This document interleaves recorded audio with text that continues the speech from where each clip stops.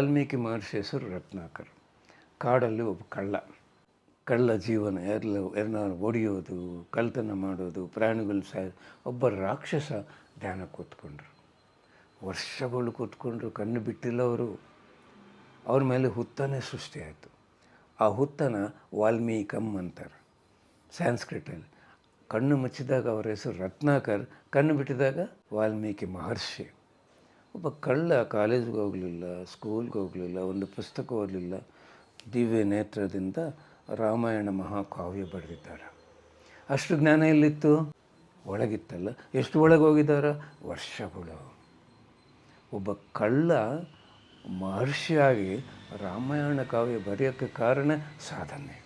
ನಮ್ಮೊಳಗಿಲ್ವ ಜ್ಞಾನ? ಕಳ್ಳನೇ ಬದಲಾವಣೆ ಆಗಿದ್ದಾನೆ, ಅವ್ರಿಗೇನು ಪ್ರಶ್ನೆ ಇಲ್ಲ. ಏನಪ್ಪ ಕಷ್ಟ, ದುಃಖ, ಕರ್ಮ?